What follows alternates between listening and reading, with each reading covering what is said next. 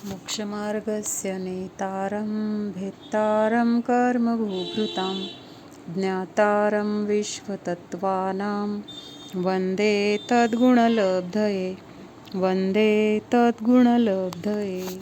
त्यामध्ये भेत्तारम हा शब्द आहे की नाही, मोक्षमार्गस्य नेतारम भेत्तारम सर्वभूभृताम, म्हणजे ह्या भेत्तारम असा उच्चार न करता खूप वेळा भेतारम असं म्हटलं ना तर ते चुकीचा अर्थ पण चुकीचा होतो आणि जिनवाणीचा अविनय पण होतो. म्हणून तिथं भेत्तारम तला त जोडल्यानंतर त्याचा उच्चार काय होणार, आपण म्हणतो ना भत्ता किंवा असं भत्ता भत्ता म्हणजे काय, किंवा बत्ता असं म्हणताना त वर जोर देतो की नाही, तसं भेत्तारम सगळ्यांसाठी सांगते मी.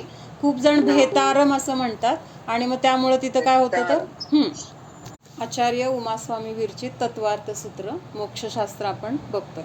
त्याच्यामध्ये अवधी ज्ञानाचं स्वरूप, अवधी ज्ञानाचे प्रकार हे आपण बघितले. थोडक्यात कोण सांगते अवधी ज्ञानाचं, हे अवधी ज्ञान आता आपण थोडक्यात काय बघूया तर हे अवधी ज्ञान देवांना आणि नारकींना जे अवधी ज्ञान आहे तर त्यांची मर्यादा कुठल्या देवांना किंवा कुठल्या स्वर्गातल्या देवांना किती असते, क्षेत्र मर्यादा, तर ते थोडक्यात वाचून दाखवते की देवांना म्हणजे आता 16 स्वर्गापर्यंतचे जे देव आहेत तर त्यांना सुद्धा प्रत्येक पहिल्या 2 स्वर्गातले देव, त्याच्या पुढच्या 2 स्वर्गातले देव ह्यांची मर्यादा कशी आहे तर वाढत जाते. कारण वरच्या स्वर्गात जन्म मिळालेले देव कसे असणार आहेत, पहिल्या स्वर्गापेक्षा जास्त पुण्यवान असणार आहेत. त्याच्यावरती जन्म घेतलेले आणखीन पुण्यवान असणार आहेत. म्हणजे पहिला आणि दुसरा स्वर्ग हा सगळ्यात खाली आहे ना, म्हणजे सुरुवात झाली आहे, मग तिथं कमी पुण्यवान असणार आणि त्याच्या वरती जन्म घेणारे जीव कसे असणार आहेत तर विशेष पुण्यवान असणार आहेत. म्हणून त्यांच्या अवधिज्ञानाची मर्यादा पण प्रत्येकाची वेगळी आहे. लक्षात येते का? म्हणजे आता पहिल्या 2 स्वर्गामध्ये म्हणजे सौधर्म आणि ईशान हे जे 2 स्वर्ग आहेत तर त्यांना अवधिज्ञान कुठंपर्यंत असणार आहे तर त्यांच्या विमानाची जी ध्वजा असते त्या लेवलला सुरू झालं आणि म्हणजे त्या लेवलपासून खाली नरकातली पहिली पृथ्वी इथंपर्यंत जे काही त्या क्षेत्रामध्ये असलेली द्रव्य आहेत तर त्या द्रव्याला हे अवधिज्ञान जाणणार. कुठलं अवधिज्ञान? सौधर्म आणि ईशान स्वर्गामध्ये जे जीव आहेत किंवा जे देव आहेत तर ते त्यांना कुठलं अवधिज्ञान असणार किंवा त्यांचं अवधिज्ञान कुठल्या क्षेत्रातलं जाणणार तर त्यांच्या विमानाची ध्वजा तिथंपासून सुरू होणार आणि तिथंपासून कुठंपर्यंत असणार तर नरकामधली जी पहिली पृथ्वी म्हणजे काय, पहिला नरक, पहिल्या नरकापर्यंतचं त्या क्षेत्रामधले जेवढे द्रव्य आहेत, रूपी द्रव्य किंवा पुद्गल द्रव्य, तर तिथल्या तेवढ्या द्रव्यांना ते जाणणार. स्वर्ग कुठले आहेत? सानत कुमार आणि माहेंद्र. मग हे सानत कुमार आणि माहेंद्र जे देव आहेत तर ते ह्यांच्यावरती त्यांचं विमान असणार आहे.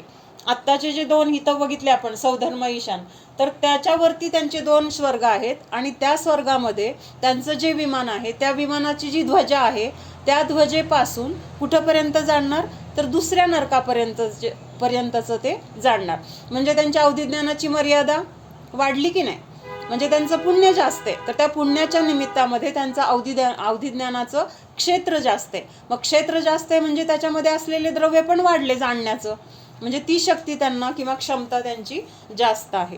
त्याच्यानंतर 5 ते 8 स्वर्गामधले, आता इथं वरती 4 झाले, सौधर्म ईशान सानत कुमार आणि माहेंद्र. मग 5, 6, 7 आणि 8 असे 4 स्वर्गातले देव कुठंपर्यंत जाणतात तर नरकाच्या 3ऱ्या पृथ्वीपर्यंत, म्हणजे पहिला नरक, दुसरा नरक आणि तिसरा नरक इथंपर्यंतचं त्यांचं ज्ञान जादा आहे. तर पुढं काय आहे, 9, 10, 11 आणि 12 असे 4 स्वर्गातले जे देव आहेत तर त्यांचं ज्ञान त्यांच्या विमानाच्या ध्वजेपासून ते खाली नरकातल्या 4थ्या पृथ्वीपर्यंतचं आहे, म्हणजे तिथंपर्यंत ते जाणू शकतात. त्याच्यानंतर 13, 14, 15 आणि 16 असे 4 स्वर्गातले जे देव आहेत तर त्यांचं ज्ञान त्यांच्या विमानाच्या ध्वजेपासून ते खाली 5व्या नरकापर्यंतचं सगळं जाणतात. आता 9 ग्रैवेयक जे आहेत त्या 9 ग्रैवेयक मधले जे देव आहेत तर ते 6व्या नरकापर्यंतचं सगळं जाणतात. त्याच्यानंतर 9 अनुदिश, हे 9 अनुदिश मधले जे देव आहेत तर ते 7व्या नरकापर्यंतचं सगळं जाणतात. लक्षात आलं? कुठंपर्यंत? 9 अनुदिशपर्यंतचे जे देव आहेत तर ते म्हणजे अख्ख्या नरकाला सगळं ते जाणतात. पहिल्या नरकापासून 7व्या नरकापर्यंत जर झालं, बाकीचं मधलं सगळं मध्यलोक वगैरे, आणि वरती त्यांच्या विमानाच्या ध्वजेपर्यंत. आता राहिलं कोण? 5 अनुत्तर जे आहेत तर हे कशाच्या वरती आहेत? अनुदिशच्या वरती 5 अनुत्तर आहेत. आणि सर्वार्थ सिद्धी, विजय, वैजयंत, जयंत आणि कुठलं राहिलं? अपराजित. असे हे जे 5 स्वर्ग आहेत तर ह्या 5 स्वर्गातले देव म्हणजे कोण आहेत? अहमिंद्र. तर हे काय जाणतात? संपूर्ण त्रसनाडी. संपूर्ण त्रसनाडीमध्ये जेवढे काही जीव असतील तर ते सगळं काही जाणण्याची क्षमता त्यांच्या अवधिज्ञानामध्ये आहे. आता संपूर्ण त्रसनाडी म्हणजे कुठं आलं? तर ते सिद्धशिलेवरचं पण आलं आहे की नाही? सिद्धशिला कुठं आहे? कुठं आहे सिद्धशिला? त्रसनाडीच्या वरच्या अग्रभागी. म्हणजे त्रसनाडीमध्येच आहे. तिथंच काय आहे तर त्रसनाडी त्या सिद्धशिलेच्या वर म्हणजे संपली. मग तिथंपर्यंतच सगळं जाणण्याची, तिथपासून ते खाली 7व्या नरकापर्यंत किंवा ती दलदल पृथ्वी म्हणजे इतर निगोद नित्य निगोद हे सगळं जाणण्याची क्षमता त्यांच्या अवधिज्ञानामध्ये आहे. असं त्यांचं पुण्याची क्षमता जास्त आहे. त्यांना तिथं वरच्या स्वर्गामध्ये जन्म मिळाला आहे आणि त्याबरोबर त्यांचं वैभव, त्यांचं आयुष्य, त्यांची बुद्धी म्हणजे हे ज्ञान वगैरे हे सगळं काय आहे तर वाढत जातं. तर असं हे आता देवांचं बघितलं. आता नारकी जीवांचं अवधिज्ञान. नारकी जीवांना पहिल्या नरकामध्ये जे जीव आहेत तर त्यांचं अवधिज्ञान किती आहे तर 1 योजना, ते जिथं आहेत तिथंपासून 1 योजन प्रमाण जे क्षेत्र आहे तेवढ्या क्षेत्रामधलं ते जाणतात. आता 1 योजन म्हणजे किती झालं साधारण? तर लहान योजन घेतलं तर 2000 किलोमीटर म्हटलं जातं आणि मोठा योजन घेतला महायोजन तर ते 4000 किलोमीटर. म्हणजे 4000 किलोमीटरचं जे क्षेत्र आहे तर तेवढ्या क्षेत्रामध्ये जे जे काही रूपी पदार्थ आहेत तर त्यांना जाणण्याचं अवधिज्ञान ह्यांच्यामध्ये आहे. कुणामध्ये? पहिल्या नरकातल्या जीवांना. लक्षात येतंय ना? हां. त्याच्यानंतर आता दुसऱ्या नरकामध्ये जे जीव असतील तर त्यांचं अवधिज्ञान पहिल्या नरकातल्या जीवांपेक्षा जास्त असेल का कमी असेल? म्हणजे वरती स्वर्गांचं तर वाढत गेलंय, पण इथं यांचं अवधिज्ञान कमी होणार, कारण पहिल्या नरकापेक्षा दुसऱ्या नरकातले जीव जास्त पापी आहेत किंवा जास्त त्यांनी पाप बांधलेला आहे म्हणून त्यांना दुसऱ्या नरकामध्ये जन्म मिळालेला आहे. मग तिथं त्यांचं ज्ञान किती आहे तर 1 योजनाला अर्धा कोस कमी. म्हणजे साधारण एक 500 किलोमीटर कमी होणार त्यातनं.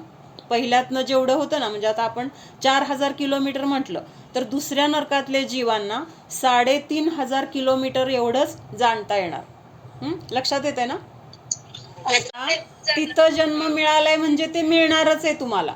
तुम्ही पाहिजे म्हणा नको म्हणा, तुमच्या हातात काय नाहीये. म्हणजे त्यांना काय उपयोग आहे किंवा काय हा विचार आपण नाही करू शकत. आपण काय बघतोय? वस्तुस्थिती काय आहे, तिथं गेल्यानंतर त्यांना जे मिळतंय ते केवढं आहे हे फक्त आपण जाणून घेतोय. म्हणजे बाकीचं आपल्याला तिथं त्यांना त्याचा काय उपयोग आहे किंवा ते त्याचा काय उपयोग करतील, त्यांना त्याचा त्रास होईल. अवधिज्ञान कुठल्या क्षेत्रापर्यंतच ते जाणू शकतात. तर ते अवधिज्ञानाचं म्हणजे क्षेत्राचं इथं प्रमाण त्यांनी दिलेलं आहे. मग तसं म्हणजे आता कुठल्या भावापर्यंत जाणणार तर मागच्या 2 भावाचं, त्याच्या पुढच्या स्वर्गातलं, म्हणजे आता ते इथं माप दिलेलं नाहीये. इथं फक्त क्षेत्राचं दिलं, तेवढं मी वाचून दाखवते. पण तिथं आता समजा पहिल्या दुसऱ्या स्वर्गातलं देव समजा 2 भावाचं जाणत असतील तर त्याच्यावरच्या स्वर्गातलं 4 भावाचं जाणतील, त्याच्या आणखीन असं वाढत जाणार. आणि तसं खालजी नरकामधलं ते घटत जाणार. पहिल्या नरकातले 10 भाव जाणत असतील तर पुढचे 9 जाणणार, त्याच्या पुढचे 6 जाणणार, म्हणजे असं कमी होत जाईल. म्हणजे मी एक अंदाजाने आकडे सांगितले फक्त समजण्यासाठी, मी पण ते वाचलेलं नाही आहे. इथं जे माझ्या वहीत लिहिलेलं आहे तेवढं मी वाचून दाखवते. तर दुसऱ्या नरकातल्या जीवांना पहिल्यापेक्षा अर्धा कोस कमी योजनातलं जाणण्याची क्षमता आहे. तिसऱ्या नरकातल्या जीवांना 1 योजनाला 1 कोस कमी. म्हणजे असं त्यांची क्षमता कमी होत जाते. म्हणजे क्षेत्र कमी होतंय आणि त्यामुळे तिथं काय होतंय, तेवढी मर्यादा त्यांची कमी झाली. चौथ्या नरकामधल्या जीवांना एक योजनाला दीड कोस कमी. पाचव्या नरकातील जीवांना एक योजनापेक्षा 2 कोस कमी एवढं जाणण्याचं क्षेत्र आहे. सहाव्या नरकातल्या जीवांना एक योजनाला 2.5 कोस कमी. आणि सातवी जी पृथ्वी आहे, सातवा नरक, तर त्याच्यामध्ये एक योजनाला 3 कोस कमी एवढं जाणण्याची शक्ती आहे. पापाची तीव्रता जास्त आहे तेवढं ज्ञान कमी कमी होत जाते. मग आपल्या जर ज्ञानाचा उघाड कमी असेल तर आपण पापी जास्त आहे. आपल्या ज्ञानाचा उघाड चांगला असेल तर आपण काही पुण्यवान आहोत. म्हणजे आपल्याला आपली परीक्षा करण्यासाठी ह्या गोष्टी कुठेतरी लावता येतात आणि त्याच्यामधून आपल्याला स्वतःला कमी पण लेखायचं नाही आहे किंवा जास्त पण लेखायचं नाही. हे समजून फायदा काय आहे, तर आपले परिणाम जेवढे विशुद्ध होतील तेवढं आपलं ज्ञान विकास होणार आहे किंवा त्याचा उघाड जास्त होणार आहे. आणि आपले परिणाम जेवढे संक्लेशित कशाही होतील तेवढं जास्त तिथं काय होणार आहे, ज्ञानावर आवरण येणार आहे. मग आपल्या हातात काय आहे की आपल्या परिणामांना आपण बिघडू द्यायचं नाही आहे. परिणाम बिघाडणे का भय रखना. काय आहे, परिणाम बिघाडणे का भय रखना, म्हणजे माझे परिणाम बिघडतील, बिघडू नयेत, म्हणजे ह्याच्यासाठी सावध राहणं. आणि हे सावध राहणं म्हणजेच काय आहे, त्या परिणाम बिघडू नये ह्या गोष्टीसाठी आपण घाबरतोय. बाबा बिघडले तर नको बाबा, मला त्याचं काय होणार आहे, पुढे जाऊन दुःख भोगावं लागणार आहे. ह्याच्यासाठी ती सावधानता गरजेची आहे. त्याच्यानंतर आपण मतिज्ञान, श्रुतज्ञान आणि अवधिज्ञान 3 ज्ञान बघितलं. तर ह्या 3 ज्ञानामधली क्षमता प्रत्येकाची कशी आहे, मतिज्ञानापेक्षा श्रुतज्ञानाची क्षमता जास्त आहे किंवा ते विशेष आहे. विशेष पुण्याच्या प्रभावाने किंवा विशुद्धीच्या द्वारे तिथं त्या ज्ञानाची प्राप्ती होते. मग मतिज्ञानापेक्षा श्रुतज्ञान भारी किंवा विशेष आणि श्रुतज्ञानापेक्षा अवधिज्ञानामध्ये परिणामांची विशुद्धी जास्त आहे. मग आता मती आणि श्रुतज्ञानाचा विषय किंवा मती आणि श्रुतज्ञानाच्या द्वारे जे जाणलं जातं तर त्याची मर्यादा आपण इथं बघूया. तर ते किती सांगितलंय, संख्यात जे काही असेल, संख्यात म्हणजे जे मोजू शकतो आपण, तर तेवढंच जाणण्याची क्षमता ह्या मती आणि श्रुतज्ञानामध्ये आहे. आता असंख्यात काय आहे हे आपलं मती श्रुतज्ञान जाणू शकणार नाही. म्हणजे लिमिट कमी आहे. मती आणि श्रुतज्ञानाची क्षमता अवधी आणि मनपर्याय किंवा केवल ज्ञानापेक्षा काय आहे तर कमी आहे. तर मग किती जाणू शकतं मती आणि श्रुतज्ञान, संख्यात. संख्यात जाणू शकतं. आणि अवधी आणि मनपर्याय ज्ञान असंख्यात जाणतं. आणि केवल ज्ञान ते तर सगळंच जाणतं, त्रिकाल. मग त्याच्यासाठी कुठला शब्द येणार, युगपत. अनंत. संख्या बघतोय ना आपण, आता संख्या बघतोय, अनंत येणार. म्हणजे मतिश्रुत ज्ञान जाणेल तर संख्यात जाणेल, अवधी मनपर्याय ज्ञान जाणेल तर असंख्यात जाणेल, आणि केवल ज्ञान जाणतं तर ते अनंत जाणतं, अनंतानंत जाणतं. म्हणजे हे ज्ञानाची विशेषता. जसं ज्ञान वाढत जाते तशी त्यांची विशेषता, क्षमता, निर्मलता, स्पष्टता हे सगळं काय आहे तर वाढत वाढत जाते.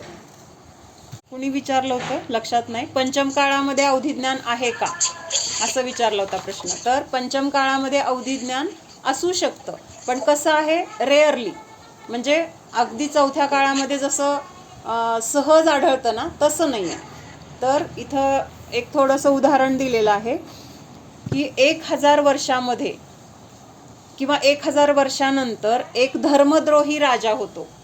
तर त्याला काय म्हटलं जातं, कल्की म्हटलं जातं. काय म्हटलं जातं, कल्की नावाचा तो राजा असतो आणि तो अतिशय काय असतो, अन्यायी, क्रूर, म्हणजे सगळ्या प्रजेला छळणारा वगैरे असा असतो, म्हणजेच धर्मद्रोही असतो.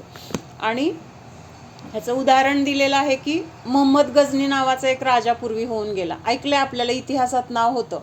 तर तो असाच अन्यायी वगैरे, म्हणजे कल्की कसा असतो ह्याचं उदाहरण देण्यासाठी त्यांनी ते उदाहरण दिले. तो कल्की आहे असं मला म्हणायचं नाही, किंवा तसं त्यांनी दिलं होतं का काय मला समजत नाही, पण इथं उदाहरण आहे ते सांगितलं. त्याच्यानंतर 500 वर्षानंतर एक उपकल्की होतो, म्हणजे 1000 वर्षानंतर होतो त्याला कल्की म्हटले, आणि 500 वर्षानंतर होतो त्याला काय म्हटलंय, उपकल्की किंवा अकलंकी. आणि हा राजा कसा असतो तर धर्मप्रेमी असतो. म्हणजे आणि ह्यांना अवधिज्ञान असतं. आणि हा 500 वर्षानंतर आहे तर तो प्रजेशी चांगला न्यायाने वगैरे वागतो असं. म्हणजे हे काय आहे, ठरलेलंच आहे. 500 वर्षानंतर कल्की उपकल्की होणार आणि 1000 वर्षानंतर कल्की होणार.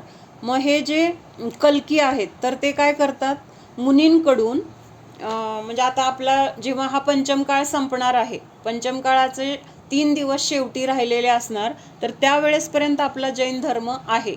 म्हणजे अगदी शेवटपर्यंत जैन धर्म आहे. मग 3 दिवस शेवटचे राहिले तेव्हा काय झालेलं आहे, तिथला जो राजा आहे हा कल्की राजा, तर तो काय विचारतो की आपल्या राज्यामध्ये सगळेजण कर वगैरे व्यवस्थित देतात का.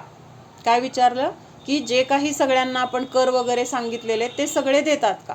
मग त्यावेळेस मंत्री काय म्हणतो, हो सगळे देतात, पण असं एक जण साधू आहेत की ते त्यांच्याजवळ काहीच नाही आहे, ना घर ना दार, ना ते काही कमवतात, ना त्यांच्याकडे पैसा आहे, ना वस्त्र आहे, काही नाही, त्यामुळं ते देऊ शकत नाहीत. मग तो राजा म्हणतो ते देऊ शकत नाही तर मग ते जगतात कसं. मग ते असं ते आहाराला वगैरे निघतात असं सांगितल्यावर राजा काय म्हणतो, त्यांच्या हातामध्ये पहिला जो घास येईल तर तो घास कर रूपाने आपण काढून आणायचा. म्हणजे असं तिथं तो नियम सांगतो. मग झालं, दुसऱ्या दिवशी आहाराला तिथं सुरुवात झाली. त्यांच्या हातामध्ये, मुनींच्या हातामध्ये जो घास ठेवला तर लगेच ते राजाचे अधिकारी जाऊन तिथं काय म्हणतात की कर म्हणून हा ग्रास तुम्हाला द्यावा लागेल. मग असं जर म्हटलं तर तिथं मुनींना काय झालं, अंतराय झालं. का अंतराय झालं,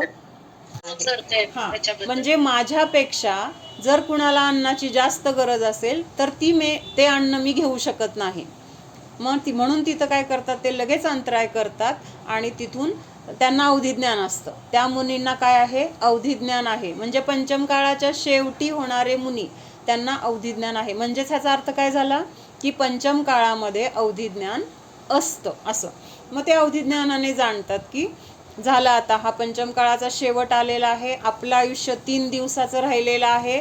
मग कोणाकोणाचं 3 दिवसाचं राहिलेलं असतं आयुष्य, एक मुनी आहेत, एक आर्यिका आहेत, एक श्रावक आहे आणि एक श्राविका, असे 4च जण जैन धर्माचे काय राहिलेले आहेत तोपर्यंत तिथं, म्हणजे त्यांचं अस्तित्व आहे. आणि ह्या तिघांचं पण आयुष्य आता त्या अवधिज्ञानाने जाणतात की 3च दिवस राहिले म्हणल्यानंतर चौघही मिळून काय करतात, सल्लेखना घेतात आणि मग त्याद्वारे त्यांचं ते स्वर्गात जातात. आणि मग तिथं काय होतं, त्या दिवशी ज्या दिवशी शेवटचा दिवस आहे पंचम काळाचा, तर त्याच दिवशी ह्यांचं काय होतं तर स्वर्गाला जातात आणि पंचम काळ संपतो आणि मग 6वा काळ तिथं सुरू झालेला आहे. त्याच्यानंतर हे कुंद आचार्य किंवा समंत भद्रस्वामी ह्यांना सुद्धा काय होतं, अवधिज्ञान होतं. म्हणजे हे रुद्धिदारी मुनी होते त्यामुळे त्यांना अवधिज्ञान होतं असं इथं लिहिलेलं आहे. त्याच्यानंतर जघन्य आता देशावधीचे पण 3 प्रकार सांगितले. प्रत्येक ज्ञानाचे हे 3 प्रकार असणार बरं का, जघन्य, मध्यम आणि उत्कृष्ट. मग हे जे जघन्य देशावधी आहे तर ते काय करतं, औदारिक शरीराच्या स्थूल पुद्गल स्कंधांना जाणतं. त्याच्यानंतर मध्यम देशावधी जे आहे तर ते कारमाण शरीराला जाणतं. कारमाण शरीर म्हणजे काय, म्हणजे मध्यम अवधिज्ञानाचा विषय आणखीन सूक्ष्म झाला की नाही. कारण औदारिक शरीर आपण पण आपल्या डोळ्याने आत्ता बघतोय, पण कर्म दिसतंय का आपल्याला, आपल्याजवळ ज्ञानावरण किती आहे, दर्शनावरण किती आहे, काहीच माहीत नाही आपल्याला. पण ह्या कारमाण म्हणजे शरीराला म्हणजेच कर्माला जाणण्याची शक्ती मध्यम देशावधीमध्ये आहे. आणि उत्कृष्ट देशावधी जे आहे ते ह्याच्यापेक्षा आणखीन सूक्ष्म जाणतं असं लिहिलेलं आहे.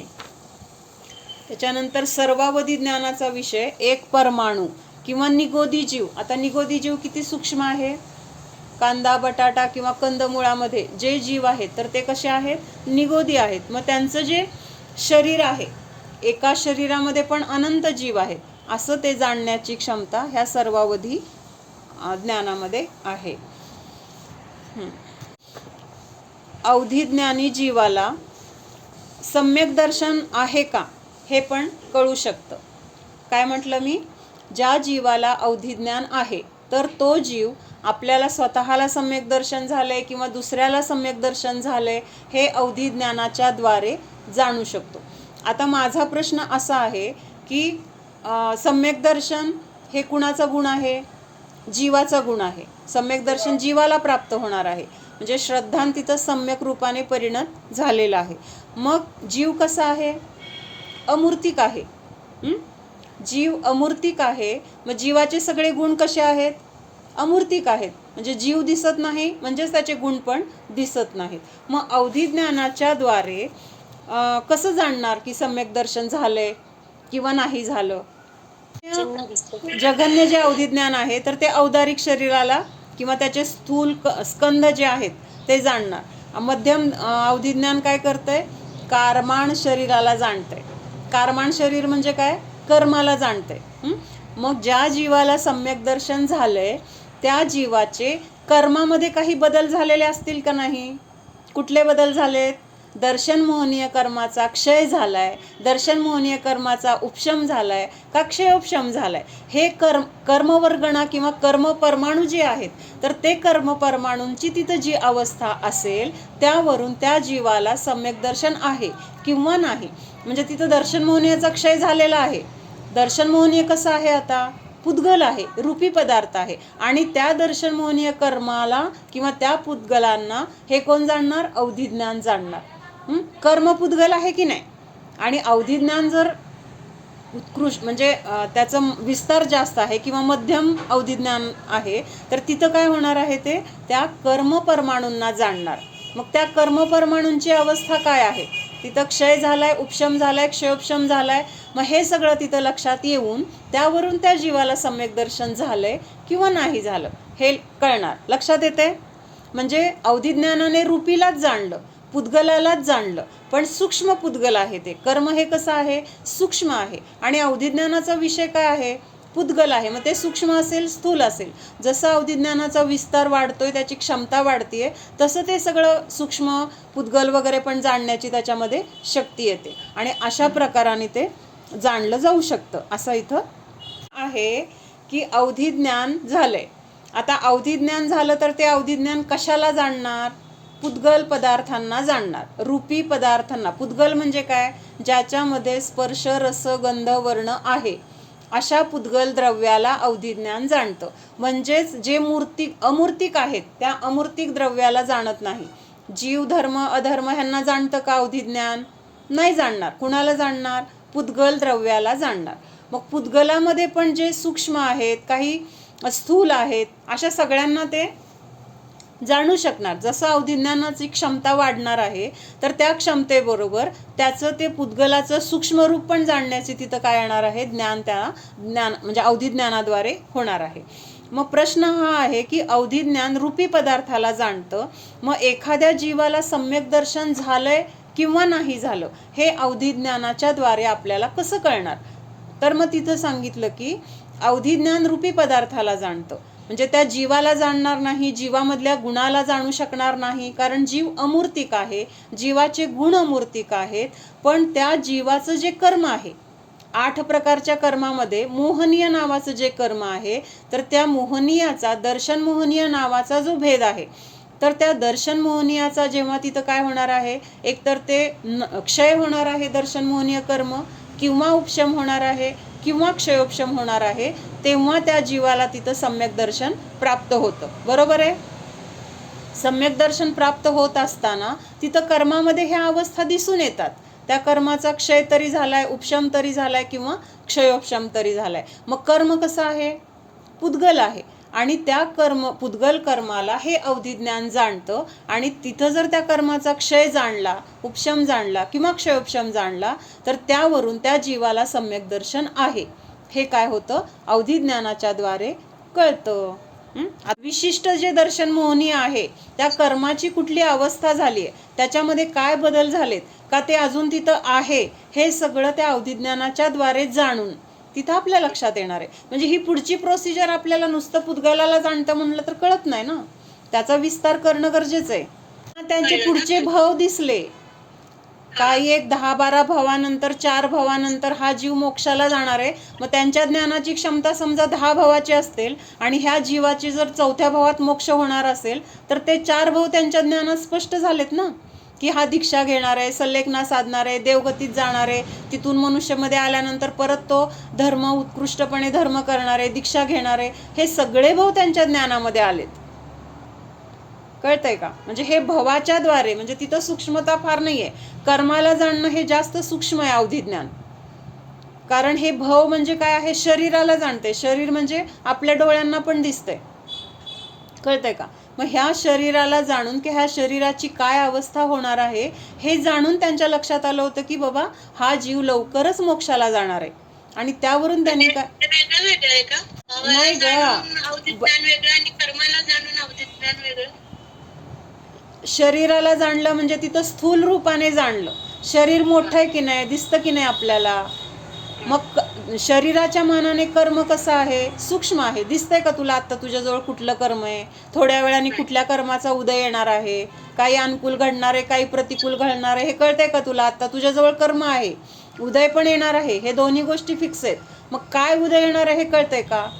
म्हणजे तुलाच नव्हे, दुसऱ्या कोण आता अवधिज्ञानी आहे त्याला कळणार आहे का? म्हणजे आपल्या डोळ्यांनी तर आपण बघू शकत नाही, पण एखाद्याला अवधिज्ञान असेल आणि त्याची मर्यादा जर कमी असेल, क्षमता, तर त्याला पण ते कळणार नाही. फक्त एवढं कळणार की आपल्या शरीरामध्ये आता कुठला रोग व्हायला सुरुवात झाली आहे, किंवा आपल्या आतमध्ये जे काही आपले म्हणजे अवयव आहेत तर ते अवयव चांगले आहेत किंवा कसे आहेत, कारण ते स्थूल आहे ना.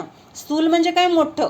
मग ते असं अवधिज्ञान हे सगळं आपल्या शरीरामधल्या सगळ्या आतल्या सगळं काही जाणू शकतं. पण कर्म हे अतिशय सूक्ष्म आहे. त्या सूक्ष्म कर्मांना जाणण्यासाठी त्या अवधिज्ञानाची क्षमता पण जास्त पाहिजे. म्हणजे जघन्य, मध्यम आणि उत्कृष्ट जे म्हणलंय तर ते ह्याच प्रकारामुळं म्हटलेलं आहे. जे स्थूल जाणतंय ते जघन्य आहे, जे त्याच्यापेक्षा सूक्ष्म जाणतंय ते मध्यम आहे, आणि त्याच्यापेक्षा आणखीन सूक्ष्म जाणतंय, सूक्ष्ममधलं पण सूक्ष्म, तर त्याला म्हटलेलं आहे उत्कृष्ट. तर अजून एक गोष्ट आहे की जे धन्यकुमारची गोष्ट आपण ऐकलेली अगोदर, त्या मुनींना आहारदान दिलं त्यांनी. छोटा मुलगा असतो आणि म्हणजे मागच्या जन्मामध्ये त्यांनी काय केलेलं आहे, काही भावांच्या पूर्वी मंदिराचं जे द्रव्य आहे, मंदिराचं द्रव्य म्हणजे देवशास्त्र गुरूंच्या सान्निध्यातल्या ज्या ज्या काही वस्तू असतील तर ते काय म्हटलं जातं, त्यांचा जर आपण वापर केला तर तिथं निर्माल्य सेवन केल्याचा दोष लागतो. मंदिरातले पैसे चोरले किंवा तिथलं अजून दुसरं काही वस्तू आपल्या स्वतःच्या घरच्या कामासाठी आपण वापरल्या तर तिथं काय झालं, ते निर्माल्य सेवन झालं. आणि त्याचं पाप कसं असतं, निधत्ती निकाचित कर्म बांधलं जातं.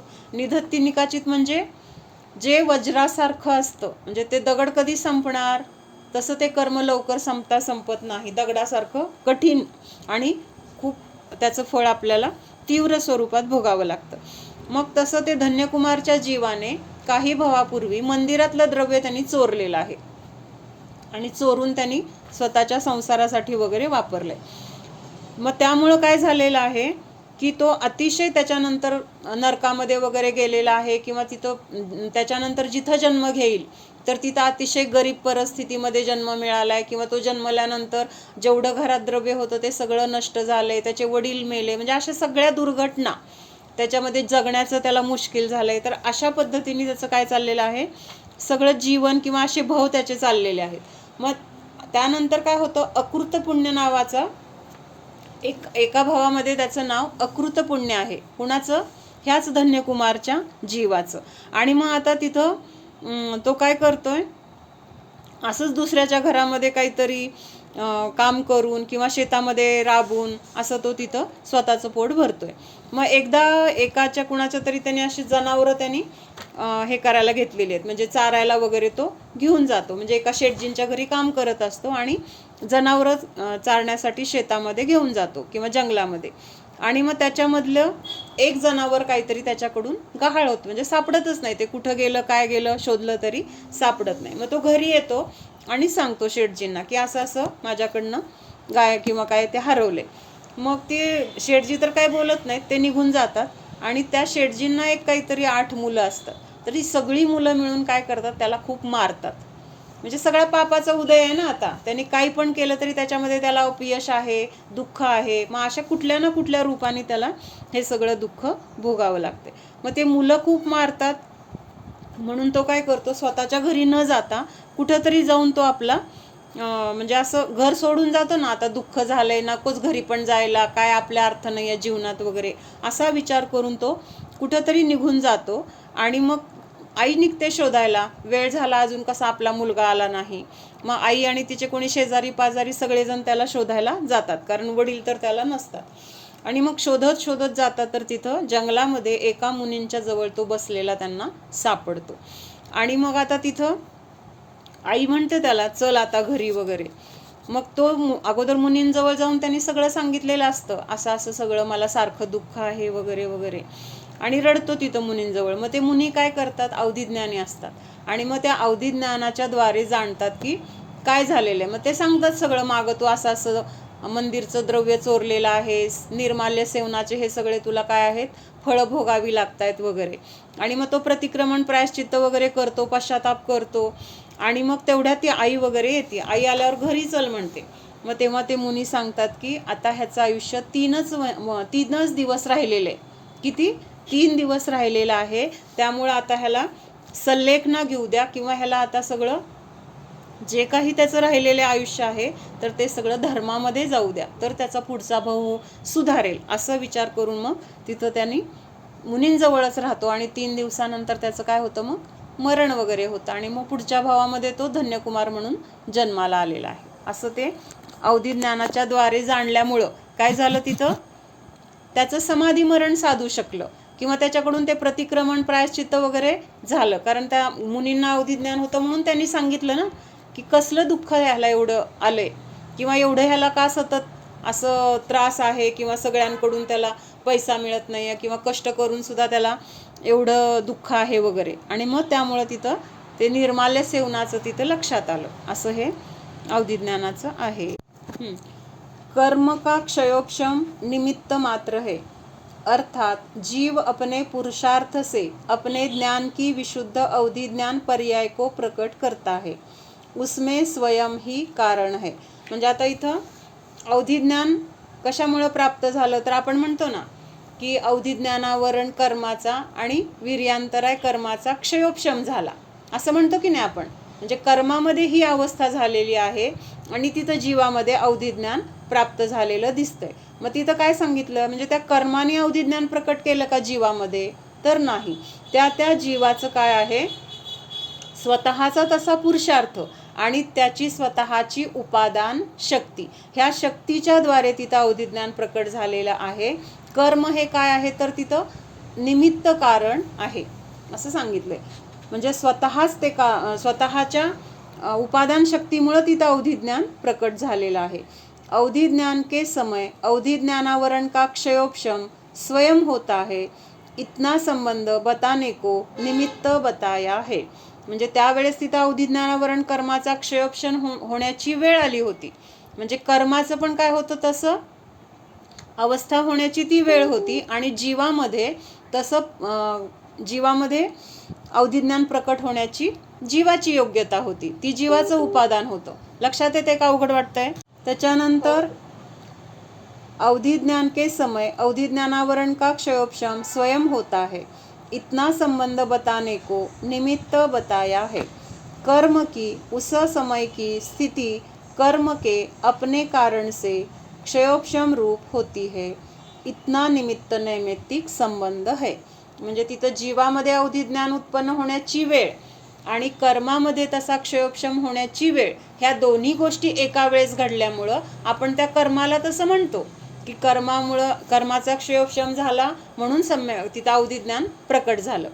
पण खरं तर काय आहे, कर्माचं परिणमन कर्मामध्ये आहे, जीवाचं परिणमन जीवामध्ये आहे.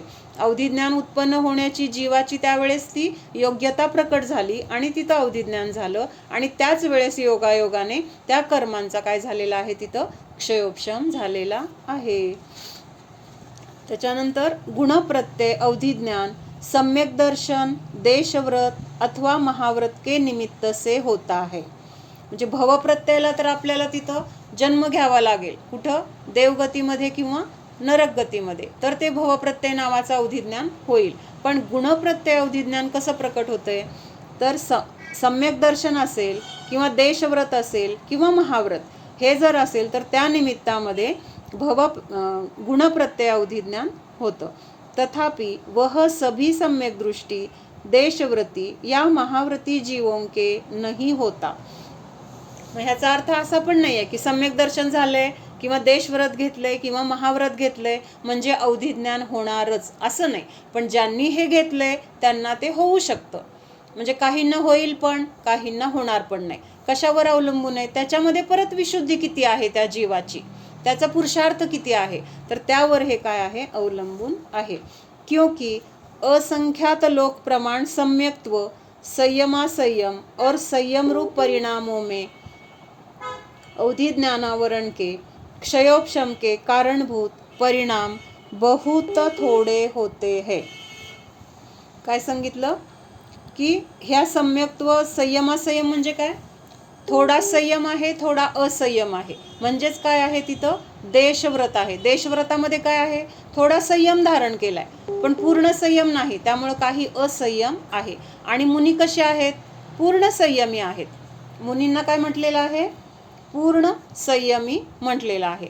मग अशा ह्या सगळ्यांमध्ये सुद्धा काय आहे, जे काही अवधिज्ञान उत्पन्न होतंय तर ते सगळं त्याच्यामध्ये पण खूप भेद आहेत. म्हणजे सम्यक्त्वामध्ये पण भेद आहेत, संयमामध्ये पण भेद. म्हणजे काय? परिणाम आपले किती आहेत त्याच्यामध्ये, जेवढ्या प्रकारचे परिणाम तेवढे त्याचे काय झाले, भेद झाले. आणि त्यामुळं तिथं अशा सगळ्या अनेक भेदांमध्ये अवधिज्ञानावरणाचा जो क्षयोपशम आहे किंवा अवधिज्ञान होण्यामध्ये जे काही जीवाचे परिणाम असतील तर ते परिणाम अल्प आहेत. कळतंय का? म्हणजे सम्यक्त्व प्राप्त झालेल्या जीवाचे परिणाम किती असतील? असंख्यात प्रकारचे परिणाम असतील. म्हणजे जेवढे सम्यक्त्व प्राप्त झालेले जीव आहेत प्रत्येकाचे परिणाम वेगळे वेगळे असू शकतील. त्याची क्षमता म्हणजे काय, कषायांची मंदता, तीव्रता किंवा कर्माचे उदय कसे असतील, त्या उदयामध्ये कसे तिथं भाव होतील, हे सगळे काय आहेत, जेवढे जीव आहेत तेवढ्या जीवांचे प्रत्येकाचे वेगळे वेगळे असू शकतील. आणि त्यामुळे तिथं काय म्हटलेलं आहे, असंख्यात लोक प्रमाण सम्यक्त्व संयमासंयम आणि संयम रूप परिणाम आहेत. लक्षात येते का? अवघड वाटतंय? हा जीवांना समजा सम्यक्त्व झालं, सम्यक दर्शन झालेलं आहे. मग त्या 10 जीवांमध्ये एका जीवाच्या मनामध्ये जे परिणाम आहेत तर तसे परिणाम दुसऱ्याच्या मनामध्ये नाही आहेत, त्याचे वेगळे आहेत. तिसऱ्याच्या मनामध्ये वेगळे आहेत, चौथ्याच्या मनामध्ये वेगळे आहेत. असे परिणामांचे प्रकार किती आहेत? तर असंख्यात प्रकारचे परिणाम आहेत. त्यामुळं जेवढ्या जीवांना सम्यक्त्व असेल मग त्यांचे परिणाम किती असणार? असंख्यात झाले.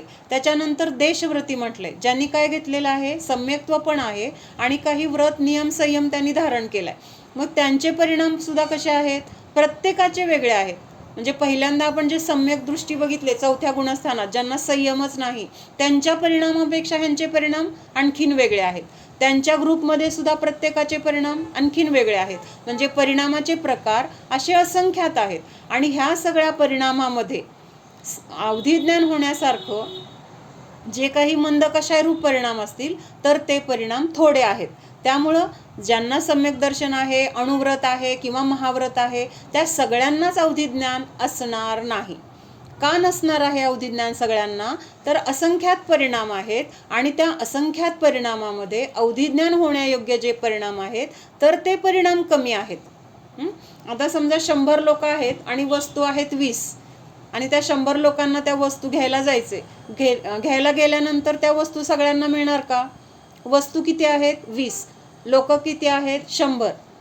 मग काही जणांनाच मिळणार. का कमी मिळणार? सगळ्यांना का नाही मिळणार? कारण वस्तू थोड्या आहेत. तसे ते परिणाम अवधिज्ञान होण्यायोग्य जे परिणाम आहेत तर ते परिणाम थोडे आहेत. त्यामुळं काही ठराविक जीवांना होईल. मग कुणाला होईल? तर काही सम्यक दृष्टी असतील, काही अणुव्रती असतील किंवा काही महाव्रती असतील. आता कळालं ना? प्रत्यय सुअवधिज्ञान सम्यक दृष्टि जीवों के ही होता है किंतु सभी सम्यक दृष्टि जीवों के नहीं होता. म्हणजे सगळ्यांनाच ते होईल असं नाही, कारण तसे परिणाम फार कमी असतात असं सांगितलंय. जीवांना तसे परिणाम होणं अवघड आहे. त्या योग्य परिणाम अवधिज्ञान होण्यायोग्य परिणाम होणं हे अवघड आहे. मग तसे परिणाम ज्यांना होणार आहेत त्यांना ते अवधिज्ञान होणार आहे.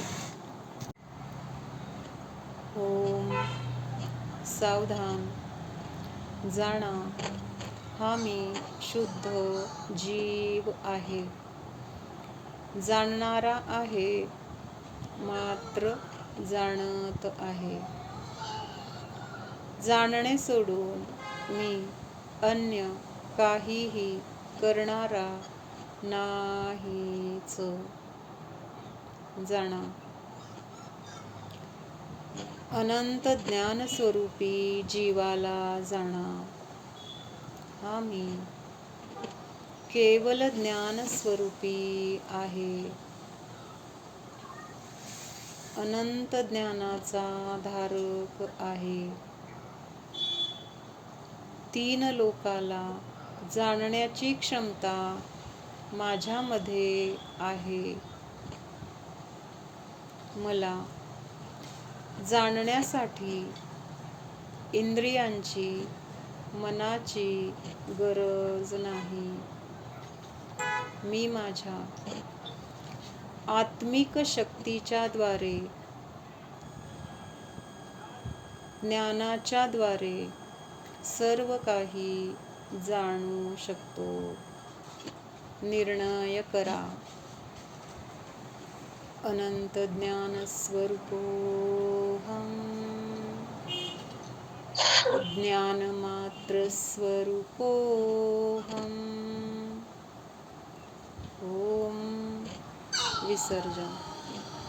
नमो अरिहंताणं, नमो सिद्धाणं, नमो आयर्याणं, नमो उवज्झायाणं, नमो लोये सव्वसाहुणं, नमो अरिहंताणं, नमो सिद्धाणं, नमो आयर्याणं, नमो उवज्झायाणं, नमो लोये सव्वसाहुणं, नमो अरिहंताणं, नमो सिद्धाणं, नमो आयर्याणं, नमो उवज्झायाणं, नमो लोये सव्वसाहुणं. दुःखखो कम्मखो गोहिलाओ सुगैवन्नं समाही मरणं जिन गुण संपत्ती होदुमज्जम. नमोस्तो नमोस्तो नमोस्तो. माझ्या परिणामांची परम विशुद्धी हो. मोक्षाला जाईपर्यंत ब्रह्मचर्य राहो. मुनी